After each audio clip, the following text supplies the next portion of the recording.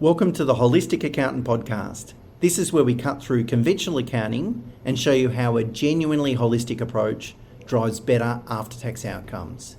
It's not about ticking boxes or churning out tax returns.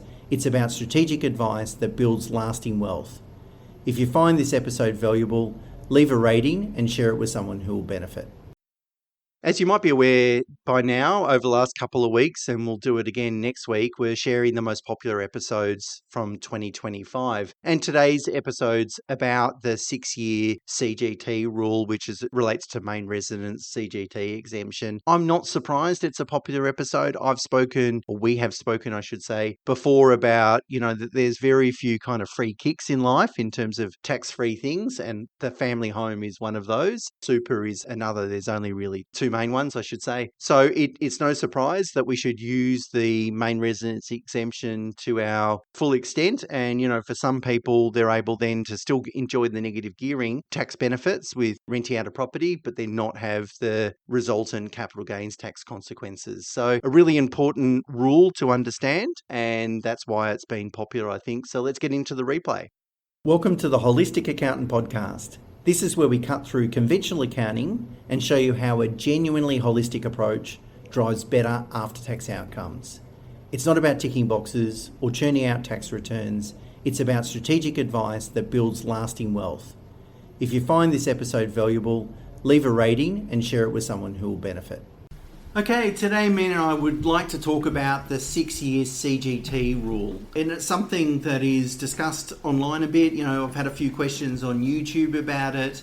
It's come up in the Investopoly podcast when we get questions from listeners there. And it's something that's not always either widely known about and certainly not widely understood in terms of how you can use it, when you can use it, and how best to utilize it as well in what circumstances. So just as a general sort of description, the 6-year rule, the 6-year CGT rule, however you want to call it, provides for you to continue to claim the main residence exemption for up to 6 years, even if you're no longer living in that property. Now, Mena's going to go through the eligibility criteria in a second. To give you an idea, this rule was really introduced around helping expats, or people wanting to work overseas, I should say. So, if you're moved overseas as a result of your employer, your employer's asked you to go work overseas for a stint, at least you're not going to be worse off from a CGT perspective if you have a owner-occupied house and you rent that house while you're overseas.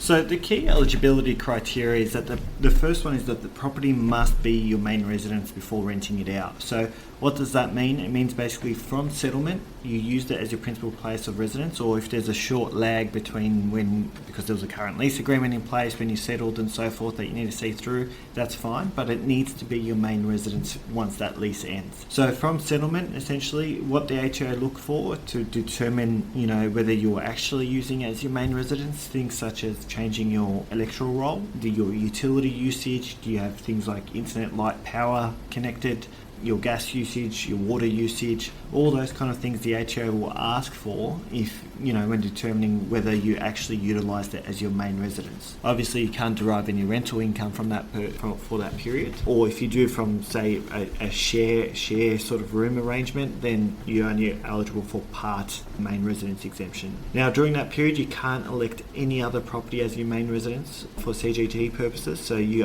can only elect one property at any given time. So if you satisfy those requirements and you sell it within that 6-year window, then the entire gain is CGT free. Now, but if you hold it longer than the 6 years, then only the portion beyond the 6 years is assessable. So i.e. it's a pro-rata for the period that is after the 6 years.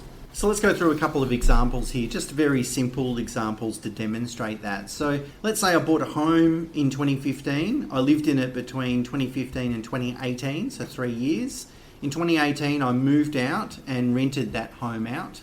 And then I either moved back home with my parents, which I'd never do, or I went and rented a property. If then in 2024, I sell that property, so remember I moved out in 18 and sell in 24, so 6 years later, it means because I haven't claimed another main residence after 2018, the whole gain that I made will be exempt from CGT because, as I said, I've only rented out for 6 years. However, if I actually sold the property in 2025, it means that I've rented out for 7 years. So I've breached that 6-year limit. That means only 6/7 of the gain is exempt. So I'll pay a little bit of capital gains tax, right? And it's based on a number of days. So you look at the total gain over the period and apportion it by a number of days. So even if you miss the period, so sometimes when we have discussions about this 6-year rule, people think, oh, hang on, my 6 years is coming up, but I can't sell it for another 6 months. It's not that big a deal, right? You might end up paying a little bit of capital gains tax,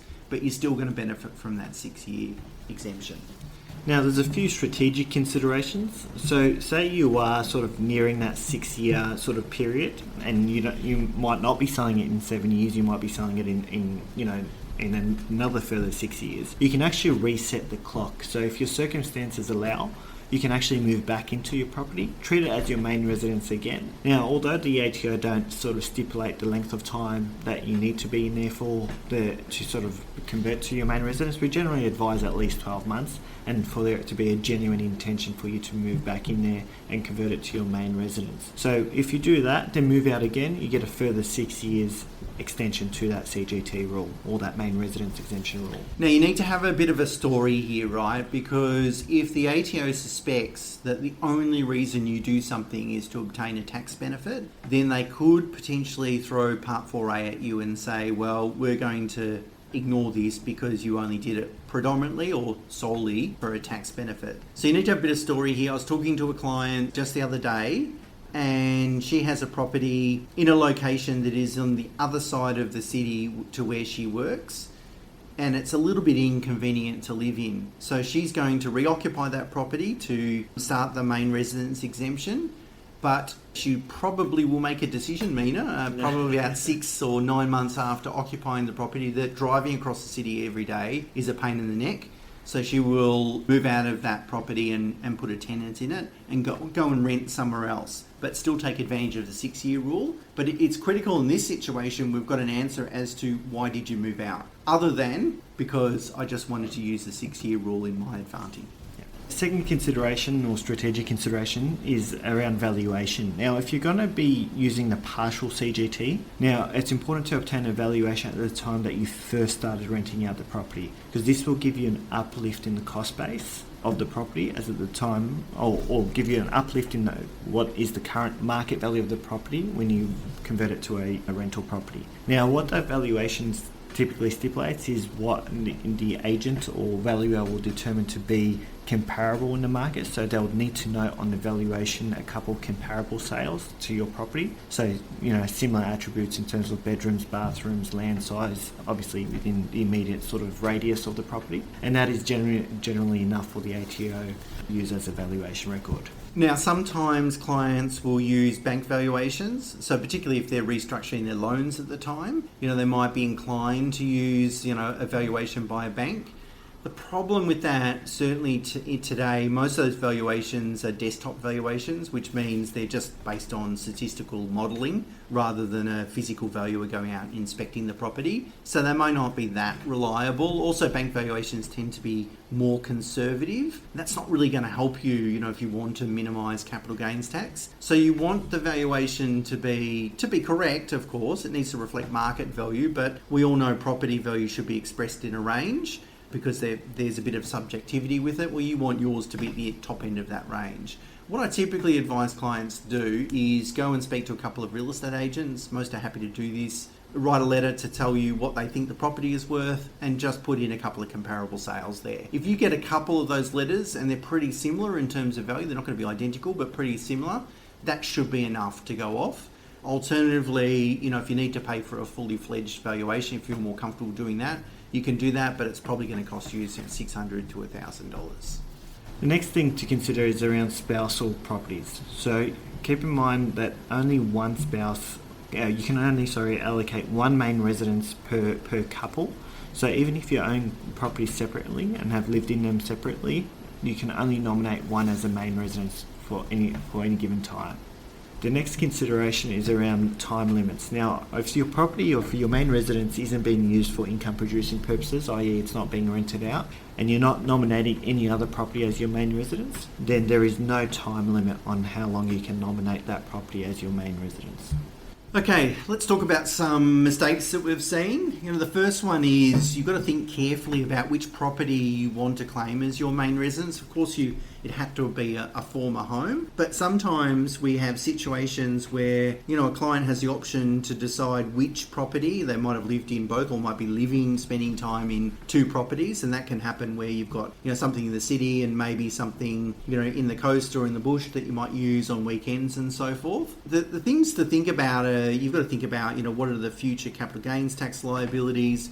What are how will those properties grow differently? What are the inherent or underlying unrealised gains that are already being triggered? But really the key thing to think about is which property are you likely to sell and likely to sell first? Because the key thing here is it's great to just try and think of tax liabilities in absolute terms, but if you're actually not planning to sell a particular asset for the rest of your life, that's a problem for your estate, not a problem for you. And also you want to delay tax as long as possible, because obviously it's coming out of your pocket and there's an opportunity cost associated with that. So typically there might be many considerations, but typically what we will try to do is identify the property we're most likely to sell, and we'll claim that as our main residence. And hopefully what we hope there is that'll minimise the amount of capital gains tax that we pay, even if it means that the remaining asset that we plan to occupy for the rest of our lives, even if it means that it's got a large unrealised gain that's trapped in that property, it's not that big a deal if we don't plan to sell it.